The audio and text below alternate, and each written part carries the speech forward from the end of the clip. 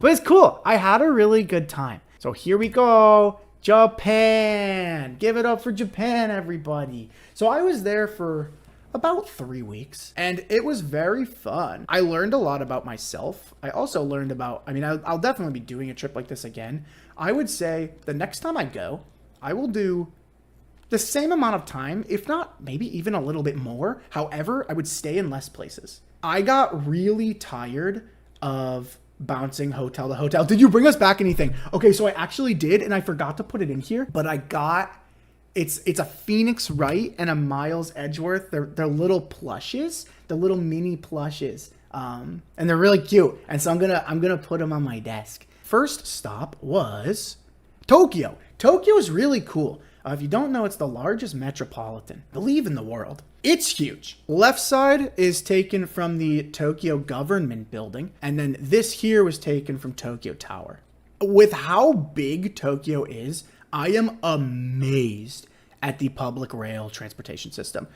Look at this landscape. You can get anywhere here quite literally within like 40 minutes by taking the train. And this also, like this second picture here, this isn't really just a Tokyo thing. It's kind of a Japan thing as a whole. They do a really good job at, even in their very urban cities like Tokyo, making sure that sections of nature and cultural landmarks are very, very well preserved. And so like it quite literally is, you're walking in the city and then you walk across the street and you're just in all of nature. It's really cool how they do it. That's just like, overview of the city in general. I also did a lot of cool stuff there.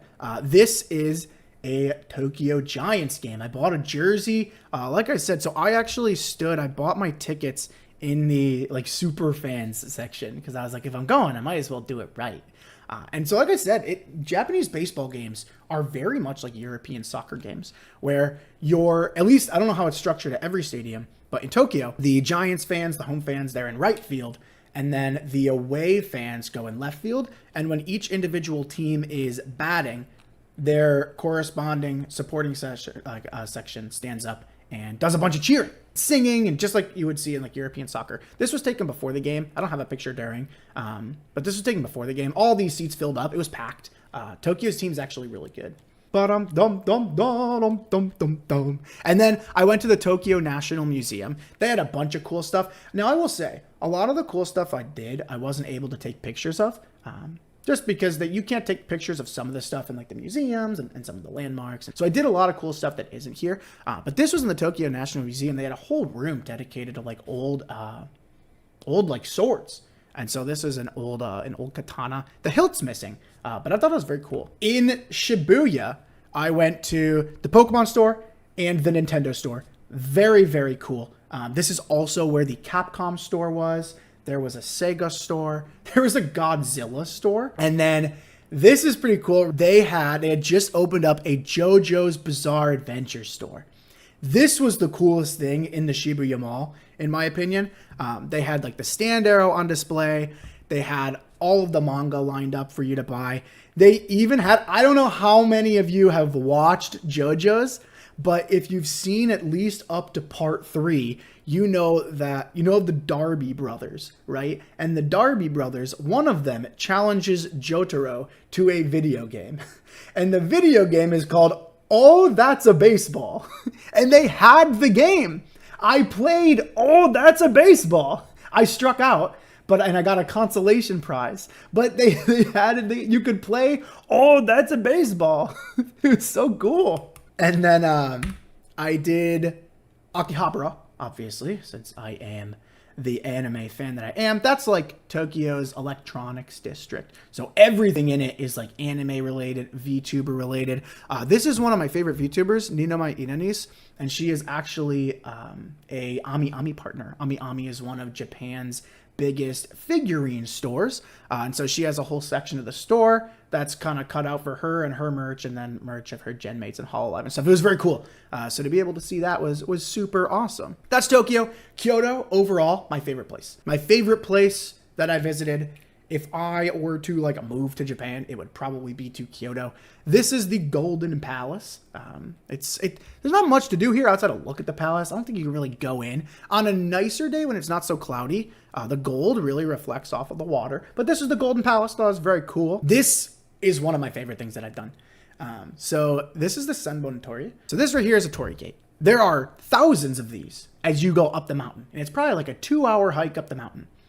This is one of the most popular tourist destinations in Japan. But what a lot of people don't know is that it's open 24/7. You can go whenever you want. And so I was there and there was like nobody there because I went at like 9 at night to start my hike. There's like nobody out there. And so to have like such a historical spot just all to yourself is really sweet, man. I went to the train museum. That was pretty cool. I went to the bamboo forest.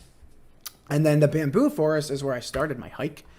These are just a couple pictures from my hike. I hiked like all day. I think I logged like 35,000 steps this day. Very pretty scenes. Very pretty scenes. I watched the sunset over the mountains here. Then I did my hike back down. Then I went to Osaka. To be honest, Osaka was more of my relaxing thing. There's stuff to do in Osaka. I could have gone to Osaka Castle. I could have done a lot of things.